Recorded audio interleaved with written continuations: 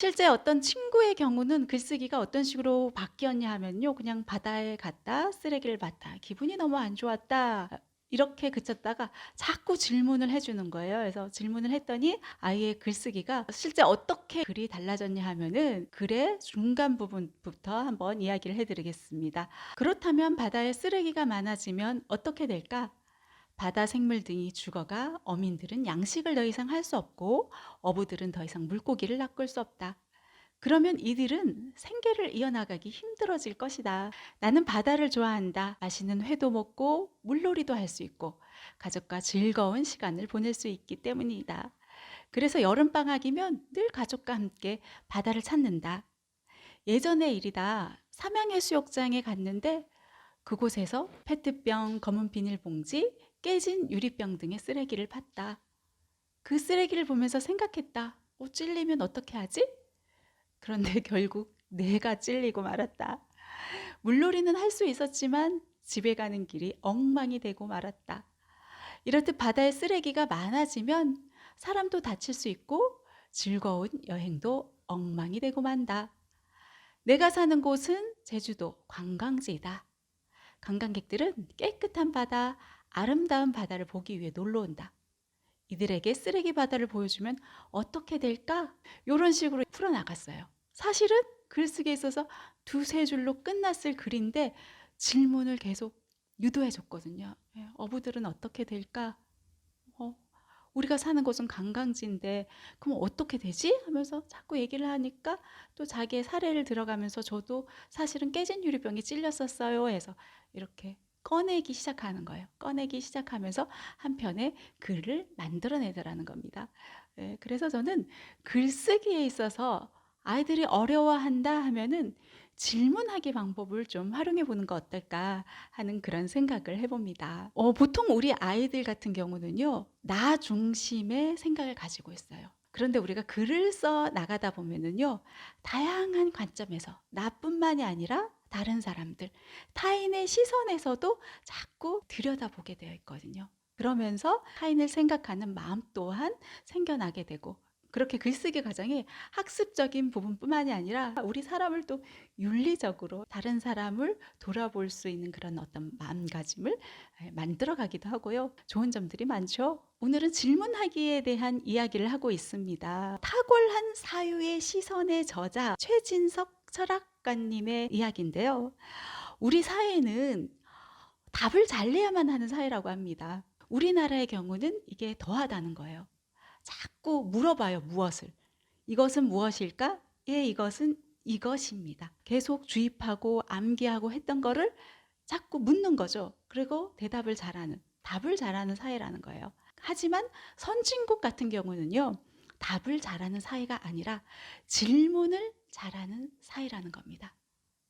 선진국은 이미 예전부터 그렇게 what, 무엇을 물어보는 게 아니라 why, 왜에 집중하고 how, 어떻게에 집중해 나갔거든요. 이제 우리나라도 바뀌어가야 할 때라는 거죠.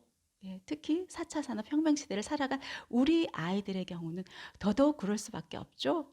여러분의 생각은 어떤가요? 답을 잘해야 할까요? 아니면 질문을 잘해야 할까요? 선진국의 경우는 질문을 잘해야 높이 평가를 받고요. 그리고 질문하는 방법을 익혀나가고 있다고 합니다. 그래서 최진석 철학가님도 자꾸 생각하게 하고 고민하게 하고 그렇게 해결해 나가도록 하라고 이야기를 하셨습니다. 자, 우리 질문을 하기 위해선 그럼 어떻게 해야 될까요? 질문을 하기 위해서는 관찰이라는 걸 해야 되겠죠. 무언가를 관찰해야 합니다. 그리고 그 결과에 누군가가 만들어 놓은 어떤 결과에 만족하는 게 아니라 늘 물음표를 달라는 얘기예요. 늘 어떤 불편함을 생각하고 그럼 나는 어떻게 이 불편함을 개선해야 할 수 있을까? 그런 어떤 해결 방법을 제시해야 되고 늘 비판적인 생각을 가지라는 거예요. 비난이 아니라 비판하고 그리고 해결책을 제시할 줄 알아야 한다는 겁니다. 그래서 생각하기, 고민하기, 끊임없이 질문하기 과정이 굉장히 중요하다는 겁니다. 특히 우리 발명품을 만들어낸 과학자들의 경우는 더하죠. 뉴턴의 경우도 왜 사과가 떨어질까라는 질문에서 시작됐다고 하잖아요. 항상 질문을 하는 삶을 살아가는 거죠. 뭐가 문제지? 문제점을 발견해야 되는 겁니다. 그렇다면 어떻게 해결할 수 있을까? 좀 더 편안해지기 위해서는 어떻게 해야 되지? 혹시 다른 사람이 이런 부분에 있어가지고 좀 더 좋은 방향으로 가려고 노력했는데 실패했던 사례는 없는 것일까? 하면서 자꾸 물음을 달고 생각을 하고 질문을 해 나가야 한다는 겁니다. 많은 유대인 어머니들이 학교를 다녀온 아이들에게 하는 단골 질문이 있다고 해요. 어떤 질문일까요? 우리 한국에서는 보통 어떻습니까? 너 오늘 학교에서 무엇을 배우고 왔니? 무엇에 집중을 해 나간다면요. 유대인 어머니들은 이런 질문을 한다고 합니다. 오늘 너는 선생님에게 어떤 좋은 질문을 했니?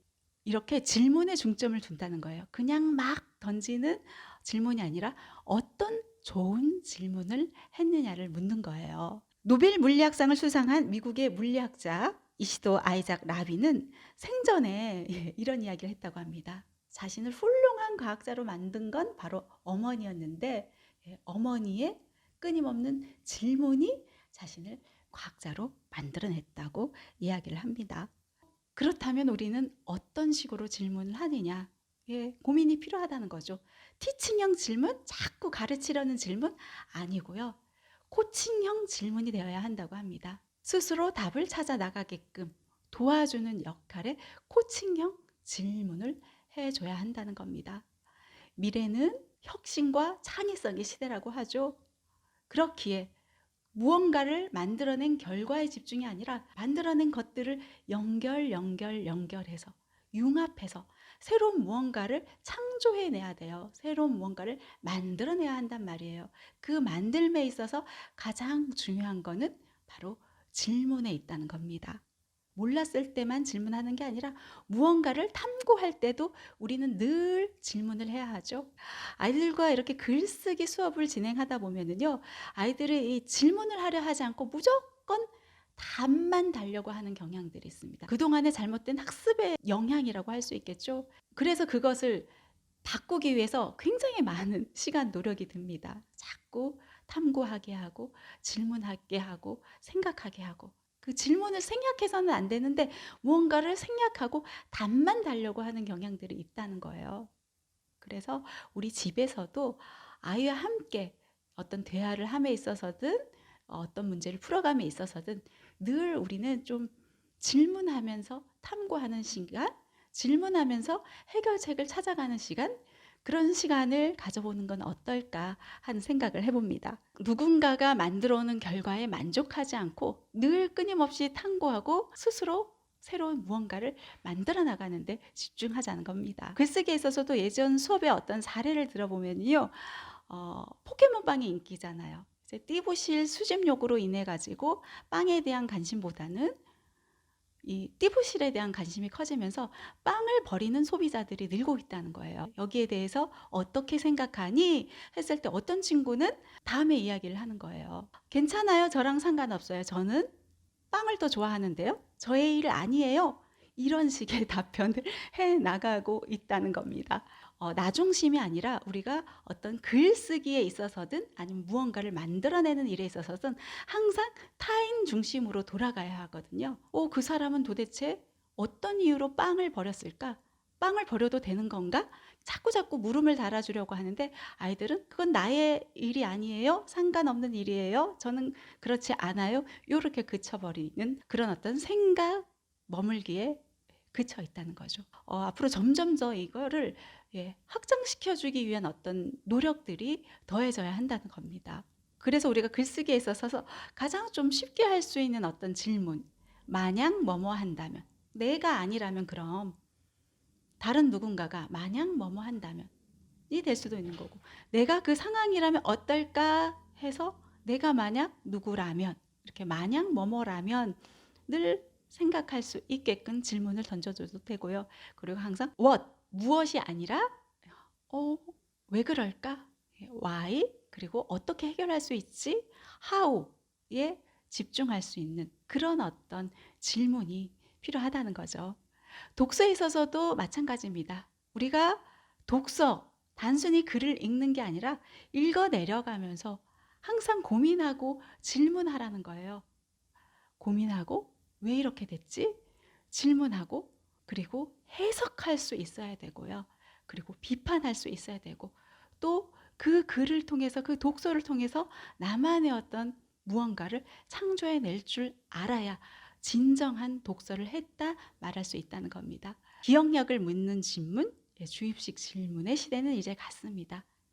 우리는 생각할 수 있는 질문, 답을 해결할 수 있는 질문, 답을 만들어 나갈 수 있는 질문, 질문하기에 대해서 한번 깊이 있게 고민해 보는 건 어떨까 하는 그런 생각을 해보네요. 앞으로의 변화, 어찌 보면은 발표하는 능력을 평가하는 경우들이 더 많아지고 그런가 하면은 챗 GPT를 활용해 가지고 또 다른 무언가를 재생산해내고 창조하고 재해석해내는 그런 능력을 길러야 되지 않나 하는 그런 생각을 해보거든요. 그러니까 다시 말해서 그대로 복제가 아니라 그대로 베끼는 것이 아니라 긴 글의 내용을 자신이 이해함으로 인해 가지고 그것을 통해 가지고 또 다른 무언가를 만들어내고 재생산해내야 한다는 것입니다. 바로 활용 수단이 되어야 한다는 것이죠. 어떻게 생각하세요, 여러분? 자, 문해력이 이렇게 아주 뛰어난 챗봇이라는 게 등장을 했습니다. 글을 써주는 챗봇이 등장했습니다. 자, 그렇다면 우리 글쓰기 능력 필요 없는 시대가 될까요? 문해력 더 중요해졌을까요? 중요하지 않을까요? 제가 생각했을 때는요, 더 문해력이 중요한 시대가 됐다라고 이야기할 수 있을 것 같아요. 이 챗봇의 등장으로 인해 가지고 긴 장문의 글을 만나게 되어 있단 말이에요. 그 긴 장문의 글들이 쏟아져 나오는 시대가 된단 말이에요. 그렇다면 우리는 그 긴 장문들을 읽어 나가는 일이 더 많아질까요? 아니면 더 줄어들까요? 더 많아질 수밖에 없습니다. 챗봇으로 인한 긴 글의 예시글들을 더 많이 만날 수밖에 없다는 거예요. 그 긴 글에 대한 노출이 더 많아진다는 것입니다. 그렇다면은 그 긴 글들을 우리가 제대로 이해하고 해석해 낼 수 있어야 되겠죠. 그 글들을 제대로 바라볼 수 있는 능력이 필요할까요? 필요하지 않을까요? 그것을 제대로 한번 바라보시라는 얘기입니다. 여러 흩어져 있는 지식들을 모아서 분류해주고 요약해주고 그 글들을 자꾸 읽어내려 가다 보면은 우리의 문해력은 더 신장될 수밖에 없다는 것이에요. 그리고 점점 그 글에 대한 감각도 익혀 나가게 되어 있고요. 이 챗 GPT가 어떤 식으로 학습을 해서 글을 만들어내느냐 하면은 방대한 그 문자의 데이터를 통해 가지고 데이터의 시퀀스들을 통해서 학습을 이어나가고 있는 거예요. 긴 단어의 시퀀스의 그 조건으로 그 다음 단어들은 이러이러한 단어가 될 확률이 높다를 이렇게 예측하면서 만들어 나가면서 글을 완성시켜 나가는 것이라는 거예요. 자, 그렇다면은 어떤 문제가 발생하게 될까요? 바로 오류가 생겨날 가능성이 높다는 것입니다. 그리고 무엇을 통해서 이 챗봇이 학습을 한다고 했죠? 방대한 그 거대한 언어 모델 데이터를 통해서 학습을 이어나가고 있단 말이에요. 그렇다면은 그 원 제공자인 그 데이터가 굉장히 중요하다는 거예요. 원 데이터의 경우에는 통찰력이 있고 창의력이 있지만 데이터를 통해 학습으로 이루어진 이 챗봇인 경우에는 그렇지 않을 가능성 또한 가지고 있다는 것입니다. 그런데 우리는 뭔가 글을 만들어냈어요. 뭔가 그럴싸하게 만들어냈단 말이에요. 무언가를. 그러면 이 녀석 창의력 있네? 이렇게 착각할 수가 있다는 것이죠. 그래서요, AI의 그 4대 천왕이라고 불리는 교수님, 안유쿤 뉴욕대 교수님께서 이런 이야기를 또 하셨더라고요. 언어를 피상적으로 학습해서 질문에 그럴싸한 답변을 도출할 수 있지만 답변의 진위 여부를 판독할 수는 없다, 이런 주장을 하셨습니다. 그렇다면 우리가 진위 여부를 판단할 수 있어야 되겠죠. 쉽게 이해할 수 있는 예를 들어보면요, 우리 네이버 많이 사용하잖아요. 네이버에 지식인 많이 사용하잖아요. 그런데 지식인의 이 결과들을 보면 어떤가요? 전문가가 답변을 달았을 때는 정확할 수가 있지만 다른 사람들 또한 답변들을 달잖아요. 그런데 이게 오답인 확률, 정확도가 낮은 확률들이 그만큼 존재하죠. 이와 좀 비슷하다 말할 수 있다는 것이에요. 오답인 확률이 있다. 그렇다면은 중요한 것은 무엇이다? 사실의 진위를 파악할 수 있어야 한다. 그렇다면은 우리가 알았을 때 판단할 수 있지 않을까요? 우리가 똑똑했을 때 그 잘못된 부분들을 바로잡을 수 있고 이게 진짜인지 가짜인지를 판단해 낼 수 있다는 것입니다. 그렇다면 문해력 더 중요할까요? 중요하지 않을까요? 더 중요할 수밖에 없다는 거예요. 그러면 똑똑한 사람들은 어떤 식으로 이 GPT를 활용할 수 있냐 하면은요, 자꾸 질문을 하는 거예요. 추가적인 질문을 하는 거예요. 예를 들면은 반대쪽 주장에 대해서도 추가해서 설명해 주세요. 이렇게 질문을 던질 수가 있고요. 그러면은 이에 대한 예시를 찾아주세요. 해서 이렇게 질문을 던질 수 있는 것이고요. 불완전한 부분들을 고쳐가면서 추가로 질문하면서 보충이 되고 보완이 될 수 있다는 거예요. 그리고 또 오류가 나타났다, 잘못된 어떤 답변이 나타났다, 그럴 경우에는 그 답변은 잘못됐어, 이거인데 이것에 맞는 답변을 해줘 해서 이렇게 오류를 바로 잡아갈 수도 있다는 그런 이야기입니다. 그러니까 무슨 얘기냐 하면은요, 추가적인 질문을 통해서 수정이 가능하고 더 탄탄하게 보완이 가능하다는 그런 이야기입니다. 더 많이 알기 위한 어떤 노력이 더해졌을 때 더 좋은 어떤 결과물들이 나올 수 있다는 그런 이야기겠죠. 지금 이 챗봇 같은 경우는요, 데이터의 어떤 싸움이라고 합니다. 어느 만큼의 데이터를 가지고 있느냐에 따라서 그 결과는 달라지기 때문이죠. 그래서 어느 만큼 더 제공하느냐가 중요해진 거예요. 그에 따라 가지고 업그레이드가 가능하고요. 그렇다면은 이 챗봇들이 학습해 나가는 이 원 데이터, 언어 모델들, 그 진짜 전문가가 더 각광을 받을 수 있는 시대일 수 있다는 그런 이야기가 되는 것이죠. 챗 GPT가 나왔습니다. 자, 우리는 교육에 있어서 고민을 해야 될 시기이죠. 어떤 교육의 방향으로 나아가야 할까요? 지금까지는 우리가 답을 찾는 시대였습니다. 답을 가르쳐주는 시대였습니다. 그렇다면 앞으로는 어떤 시대가 된다? 질문하는 시대로 나아가게 되어 있다는 것입니다. 질문을 잘해야 하는 시대, 질문을 잘하는 어떤 능력을 키워줘야 한다는 그런 이야기가 되겠죠. 그리고 또 하나 더. 자, 아까 부족한 부분들을 추가로 질문하고 그렇게 해서 보완해 나간다고 했잖아요. 메타 인지 능력이 중요해졌다는 거예요. 자신이 무엇을 알고 있고 자신이 무엇을 모르고 있고 무엇이 부족한지를 제대로 인지했을 때, 그랬을 때 GPT를 활용해 가지고 더 나은 어떤 결과물들을 재생산해낼 수 있다는 얘기가 되겠습니다.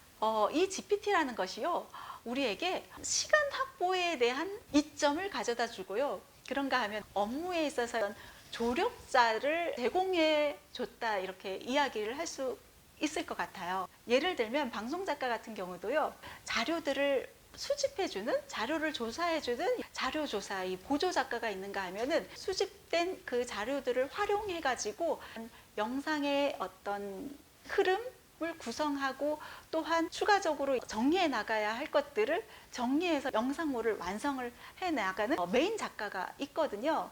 이처럼 GPT라는 녀석이 흩어져 있는 지식들을 가져 모아가지고 요약을 해주고 분류를 해주고 있잖아요. 그렇다면은 어찌 보면은 보조 작가의 역할을 해 나가는 셈이라는 거예요. 파트너, 인력들이 생겨나는 거고요. 대신에 우리는 무엇을 할 수 있느냐 하면은 시간이 확보됐으니까 다른 그 무언가에 더 집중할 수 있다는 거예요. 우리는 어떤 부분에 더 집중해 나갈 수 있을까를 고민해야 한다는 것이죠. 실제로 이런 이야기를 하신 분이 계십니다.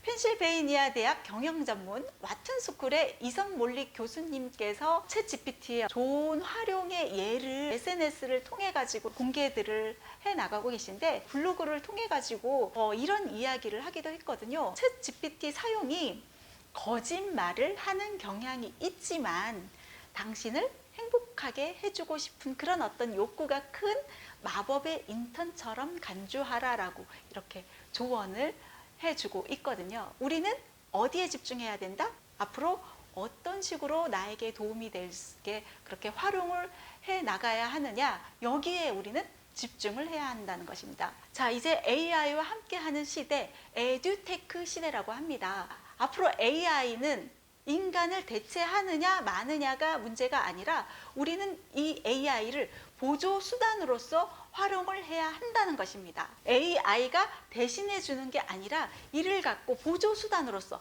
어떻게 활용을 해내느냐, 어떻게 탐구해내느냐에 우리는 초점을 둬야 된다는 거예요. 자, 우리 배움이라는 것이요, 가르치는 것으로 완성되는 게 아닙니다. 배움이라는 것은 상호작용에 의해서 완성되는 것이라는 거예요. 친구와 함께 이야기 나누고, 선생님과 함께 이야기 나누고, 부모님과 함께 이야기 나누고, 이제 더 나아가서 AI 시대를 맞아서 AI와 함께 이야기 나누고, 이렇게 함께 끊임없이 질문하고 사고하면서 또 다른 어떤 새로운 무언가를 만들어낼 수 있다는 것입니다. 새로운 나만의 가치 있는 무언가를 생산해낼 수 있다는 것입니다.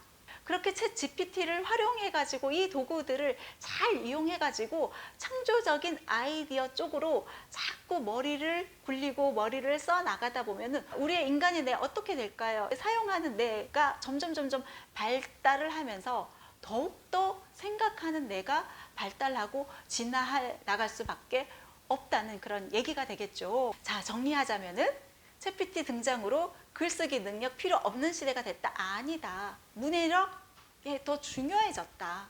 앞으로 이제 평가는 어떤 식으로 변화된다? 예, 저희 개인적인 생각입니다만, 가짜 읽기가 아니라 제대로 깊이 있게 읽는 것이 중요해졌습니다. 이것을 또 판단해낼 수 있는 어떤 기준이 어찌 보면은 발표력에 있지 않나. 상대를 어느 만큼 설득시키면서 발표해 나가느냐, 이 발표력 또한 굉장히 중요해진 시대로 나아가고 있다라고 저는 생각하거든요. 문해력 또한 그렇고요. 또한 팀을 이뤄가지고 협력해 나가는 능력들, 서로 여러 관점에서 접근하고 바라보고 무언가를 만들어 나가는 그런 어떤 능력이 더 중요해졌다. 앞으로 긴 장문의 글들을 더 많이 접하기 때문에 그거를 더 해석해낼 수 있는 능력, 바로 바라볼 수 있는 능력, 더 중요해졌다. 저는 이렇게 생각합니다.